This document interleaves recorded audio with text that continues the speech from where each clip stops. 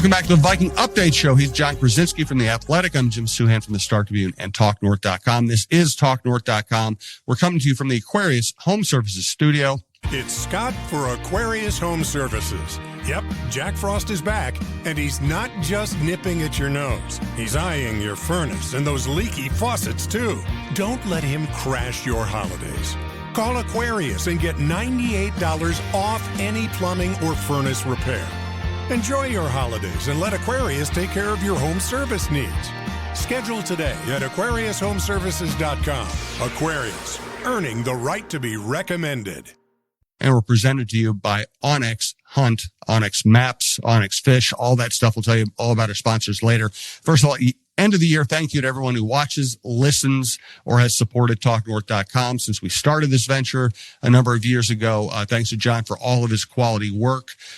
He's contributed so much to the network. So, hey, thanks to our Talk North staffers, our CEO, everybody who has helped make this a success. I really do appreciate everybody's contributions. Let's get to it here. Let's start with what's really hanging over the franchise right now. Brian Flores is not guaranteed to be back. It seems like logic would dictate that he'll be back.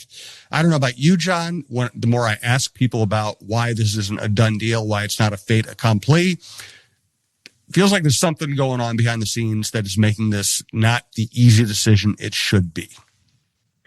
Let's start with that. What do you think is complicating the situation right now? I think this, and here's the tough thing, because listen, if you want to apply logic, if you want to talk about football, easiest decision ever. Throw money at him, sign him to a long-term deal, bring him back, roll on. Because I don't think he's going to head coaching job this cycle. Right. And in terms of football, I don't know why he'd want to leave or they would want him to leave. This is where it gets awkward. You know, you and I both, you've been a beat writer for a long time. I was a beat writer for a long time. There are times we kind of hear things and we know because of where they're coming from, that there's some fire behind that's causing the smoke.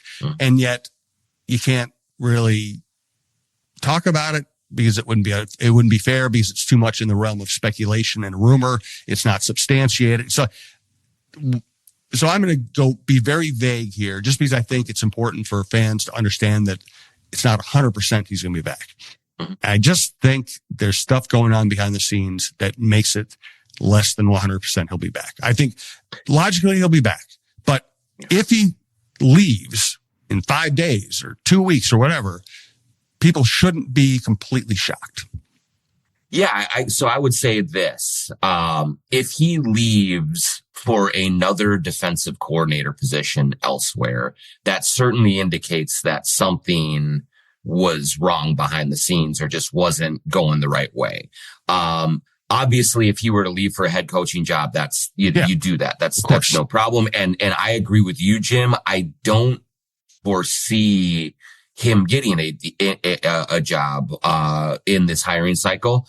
I think that unfortunately for him, that the lawsuit that he went through it really was very principled and right-minded and took a stand. But when you do that, the good old boys club is going to circle the wagons and be very concerned about making a hire, especially someone of color, to bring in who's already rattled cages to the degree that Brian Flores has in his career. And so it's already hard enough for a black coordinator to get a head coaching job. It's even harder for a black head coach to get a second head coaching job. And then you throw on top of it the rancor and the lawsuit from the Miami situation. Like, that just makes things almost untenable, I think, unfortunately, for owners, even though he deserves to get another chance at a head coaching job. Like, I know that Ian O'Connor from our place wrote after the Giants win about how it was just an enormous mistake that the Giants made in choosing Brian Daboll over Brian Flores. And there's all of those arguments to be made. But if he does not get that job, a job, and a head job, and then has to leave for somewhere else, yes, that indicates that there is something amiss behind the scenes. And that would be, I don't think it's hyperbole to say tragic for the Vikings. When you look at, I just take a look at what happened to the Lions offense when Ben Johnson left for Chicago. I think you could foresee a similar drop off from the Vikings defense if Brian Flores leaves for elsewhere. And so that it's a really, really, really, really important thing for the Vikings to figure out and get cleared up, get locked down, or whatever euphemism or description you want to have. But bringing Brian Flores back for next season should be a top priority for the organization. And if there are any wrinkles to be ironed out to make that happen, that just needs to happen, because he is their best chance for putting a winning product on the field next year, is to have him calling the plays defensively. It's going to be very interesting. I'll just say that. And it's going to be very interesting. And if he leaves, I don't know that we'll ever have clarity on why he leaves, but it's just something to watch. This is the biggest development probably of the off season. And there's a lot of smoke around this, and it's going to, I don't know how else to talk about it, but if he just resigns, then we can move on with our lives. But if he doesn't, then it's going to be really interesting to see how the organization talks about it. All right, let's get to more stuff that's purely based on the field. We are talking here on Wednesday morning. We don't know at what point this week that Kevin O'Connell is going to make a decision on who's playing quarterback, but it might be later in the week, because he's basically said J.J. McCarthy, he wants J.J. McCarthy play if J.J. McCarthy can grip a ball and throw the ball effectively. In other words, he might not even have to practice this week with the team to be out there. They want J.J. McCarthy to play. I don't think there's much to be gained from having Max Brosmer go out there again. Do you think this week is important for J.J. McCarthy at all? I've been trying to think about that this week as I've been looking forward to this game and really kind of digesting everything around the situation. And where I've landed on it, Jim, is that I do think it would be great to see J.J. McCarthy out there one more time, and ideally to play well, and kind of continue the upward progression that he did prior to the hand injury, and the much better command of the offense, the better synchronicity with Kevin O'Connell. All of those things would be really, really nice to see going into the off season. That said, given the injury, and given kind of what we saw prior to it, I don't think it's a prerequisite that he plays and plays well to make a determination on what they do going into next season. I believe that given everything you have invested in J.J. McCarthy, and given Kevin O'Connell's time and time again stated kind of theory of organizations fail quarterbacks more than quarterbacks fail organizations, I think you do give him another chance next year. I also think that you do need to go get a bona fide backup veteran quarterback who can be a really helpful player on the field should McCarthy get injured or struggle again. And so with all of that kind of as the backdrop, I don't think one game should change that determination, either way. I just think that it would be nice to have McCarthy out there and finish the season on a decent note going into the offseason. But if he does not play, or if he really is injured and could be hurt more or just really play poorly, then go with Max Brosmer, because the game really doesn't matter at all. And so that's kind of where I stand. I just think that this is the die is cast going forward, unless I don't know something or I'm missing something, and the Vikings are going to pivot to Mac Jones, Joe Burrow, pursue whatever it is. Like, I think that you just go forward and whatever happens this week doesn't really play a huge factor in the determination of things going into the offseason. Agreed. I think if he plays well, there's upside in him playing well. He could go into the offseason having beaten each of the division opponents and having come very close to going 5-1, if not for that Bears kickoff return. I think the positives are great. If he plays badly, we'll all just shrug, It wouldn't be a great sign, but he's also dealing with the hand. He hasn't practiced much lately. There'll be excuses to be had. I just think he's their guy.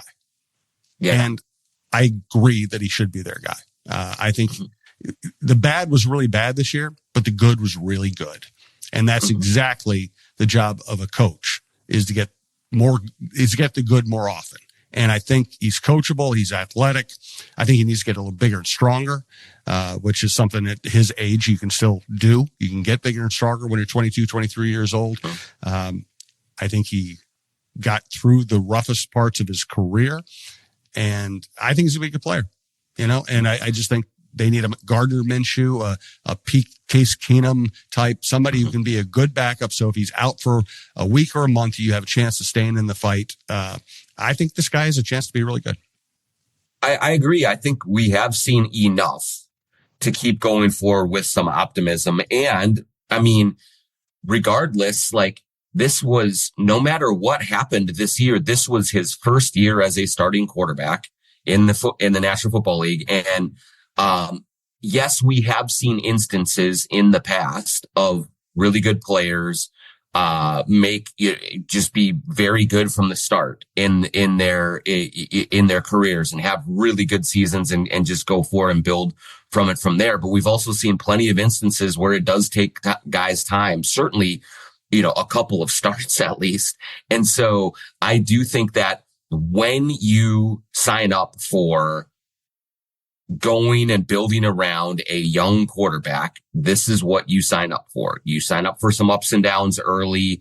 You have to trust in your evaluation of the player that you can continue to see him grow and mature and develop into the leader, and that in year 2, after having however many starts he has this year under his belt, he should come into next season with more confidence, with more of an idea, more clarity on what needs to happen for him to take the next step. And one thing I think that we did learn from JJ McCarthy this season is that it was underscored to me how important this is to him. And so I go into this offseason trusting that he is going to do all the work that he can possibly do to get himself ready. And then, Jim, if you get into next season and he's still in and out of the lineup with various injuries, then you have a 3-year sample of kind of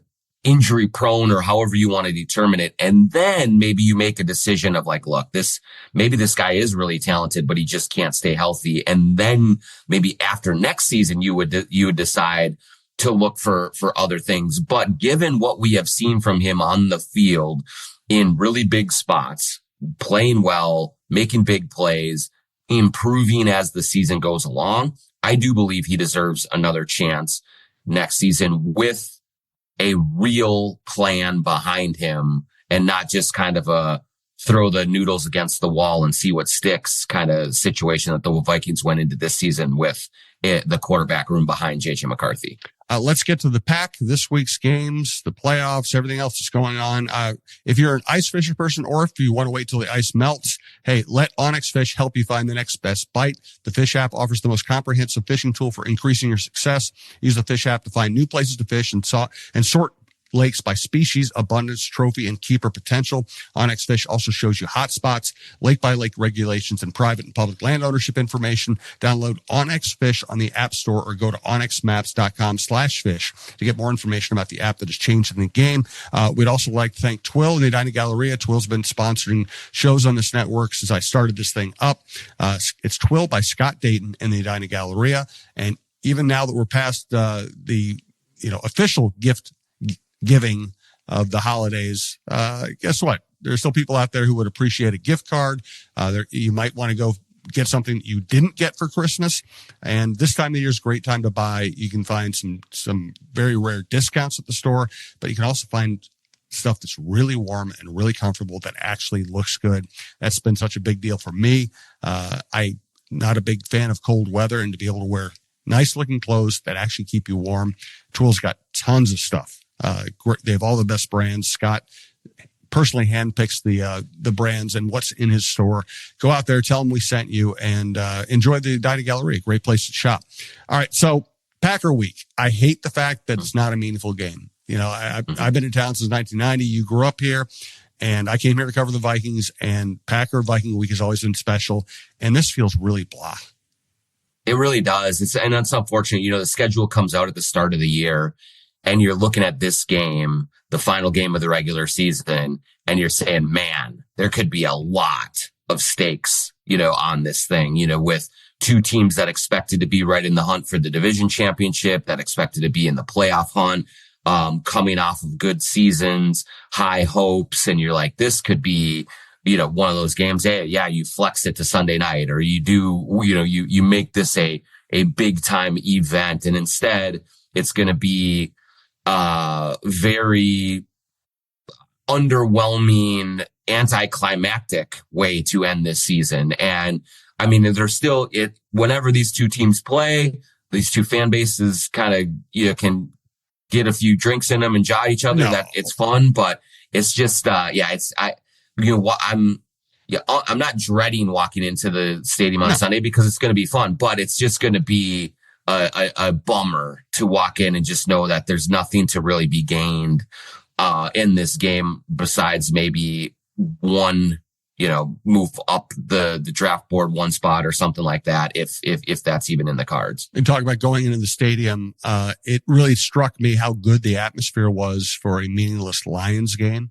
Mm-hmm. And it also struck Harrison Smith. I mean, he was very emotional after the game because, you know, he doesn't know if he has one game left in his career. He says he hasn't made a decision. I want to see him come back the way he's playing right now. But he was really taken. He was kind of blown away by the fact that you play a meaningless game on Christmas Day, and that crowd shows up and is that into it. And it struck me too. That was a blast on Christmas. Well, that's the thing is like the beauty of the NFL is that it has conditioned the fan base to put so much emphasis on 1 week. And so I think like that it does insulate a little bit against kind of maybe the feeling or the instinct for a fan to be like, this game, who doesn't matter, who really cares? Like literally you go into these games and as long as your team isn't 2-14, I think that you can watch on the field as well. And all the players go as hard as they possibly can. There's really no way to like go halfway, in an NFL game. You know, we see it in basketball. Maybe you can see it in baseball. You take a bat at bat or you just kind of loaf around a little bit. But in football, if you go out there and do that, you're going to get hurt. And so, once you get to the stadium, once you get into your seat and you get around your people and you are part of, this one show a week type of a situation, it puts value on each game in a way that isn't there in any other sport. And so that does help for sure. But also I also think it speaks to this kind of yearning inside each fan to see their team that even if they're disappointed in what they've done, like this game, if they play well, I'm going to get my money's worth kind of a thing. And, so in that respect, I do think you're still going to see and feel some energy in the crowd on Sunday because it is the Packers. And no matter what, this season has been, if the season ends with them beating the Packers, no matter who's at quarterback, no matter if Micah Parsons is out there or not, whatever, it's still going to be a good feeling inside Vikings fans walking out and looking at, you know, the cheeseheads that are walking out with them and sniping and chirping at them a little bit. And so there just is value. There's so much value in each game in this regular season that that it does lend itself to a better atmosphere, late in seasons that are lost than you would see in the NBA or in baseball or hockey or anything like that. It's so true. I grew up loving baseball, and I just can't watch meaningless baseball games anymore. No. As soon as the Twins are out of it, I'm done, and I lose interest in the rest of baseball unless the playoffs end up being good. Then I might tune back in, which I did last year because the playoffs ended up being very good and the World Series is great. But as soon as you say, okay, this game means nothing, I just can't watch that stuff. I really have trouble. And basketball, as you said, you can loaf on a basketball court. No doubt. The idea that NBA players don't play defense is bogus, but when you have an 82 game schedule, you're not going to be at your best every night. And when you're not at your best, it means you're a step slow defensively. It's just the way that league is. Even hockey, as much as hockey players love and the hockey people love to talk about their culture and all that, you see hockey teams not having it some nights, and they get lit up.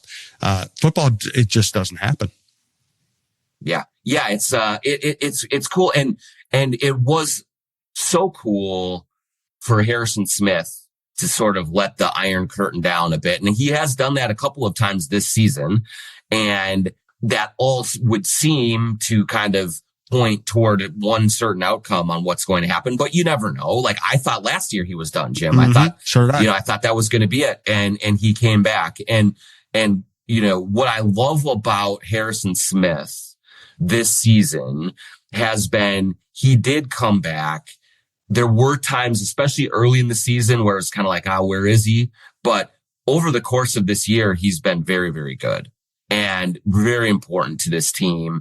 And so if this is the last season, he's going to go out with dignity, and he's going to go out playing at a very high level.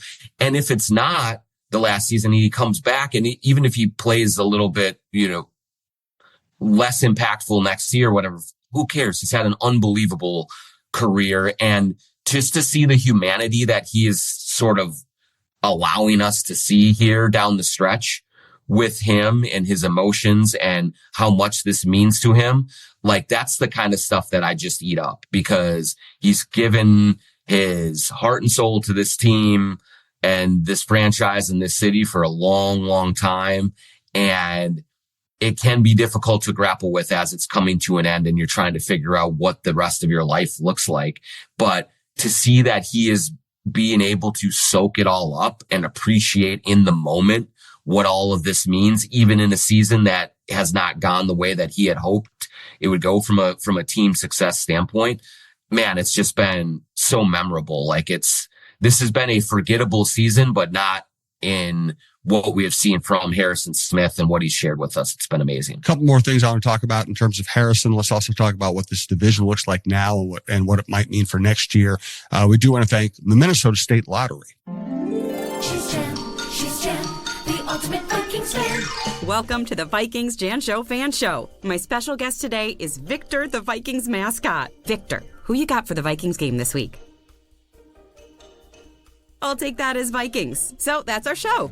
We'd like to thank our sponsor, the Minnesota Lottery, who reminds you this could be your year. So play the new Vikings Scratch game for a shot at $100,000, game tickets, and more. Minnesota Lottery. I'm in. Must be 18 or older to play. And here's TalkNorth.com star Michael Russo for Clamshell Beach Resorts. Hey, have you been dreaming of a lake cabin lifestyle with boating, fishing, and family fun in northern Minnesota? Well, lately I've thought a lot about how cool it would be to have a getaway like so many Minnesotans. And if you're like me, you probably think that owning your own lakeside getaway is beyond your budget. Well, if you think lake cabin real estate prices keep going up, well, think again.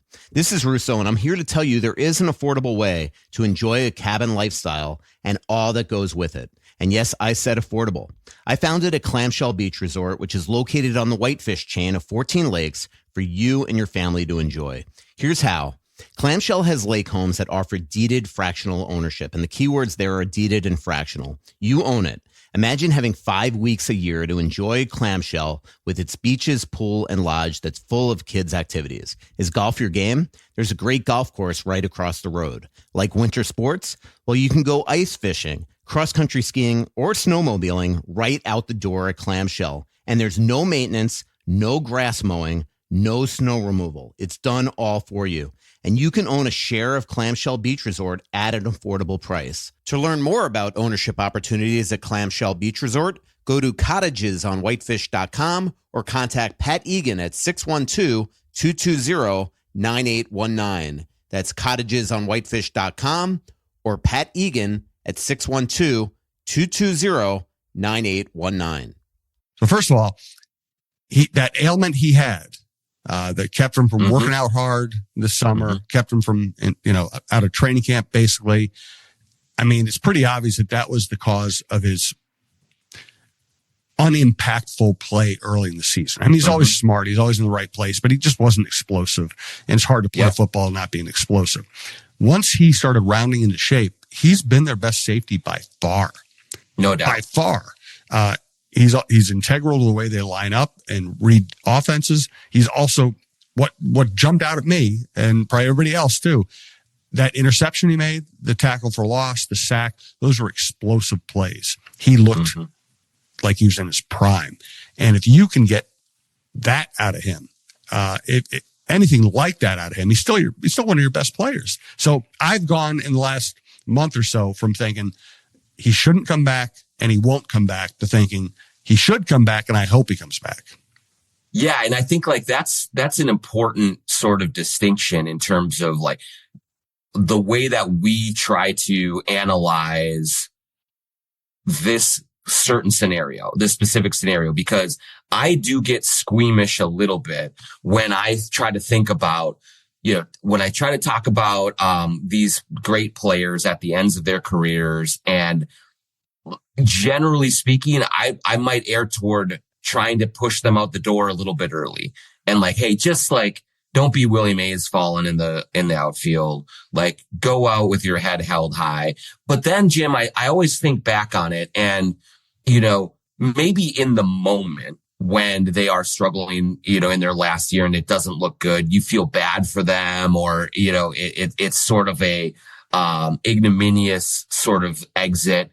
But 5 years, 10 years from now, when you look back at what Harrison Smith does, you're not looking back at his last year. You're looking back at, years 1 through 10 of this and just like how great of a player he was. And so, I am okay with an elite player saying, yeah, I'm coming back for one more year. I want to squeeze everything possible I can out of this. And if it doesn't go well, it doesn't go well. But I think they sometimes earn the right to make that decision on their own. But to your point, the way that he is playing, it is foreseeable that he comes back next year and is still a really good player for this defense and a really important one. Maybe you have to kind of have him on a little bit more of a pitch count and you kind of reserve him. That's okay. What I've loved, what I've seen from him, in the last second half of this season is not only the big plays, but also you just see the way that he plays mind games with the quarterback in the pre-snap. And that what he brings to the table there in Brian Flores' defense is invaluable. And so he can still do that and play the mental part of the game as well as anyone. It's just going to be a matter of how much more can he physically offer.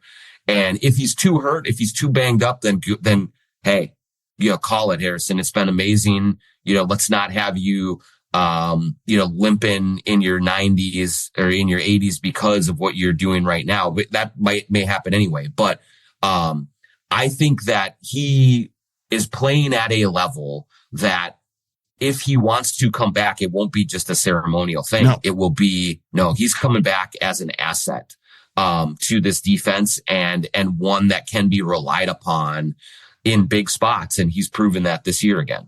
I was going to get into a discussion on the division. We're going to have lots of time to talk about that kind of stuff. I think I'm going to table that and wrap this show up. But just what, other than McCarthy playing and playing well, give me one thing you'd like to see on Sunday.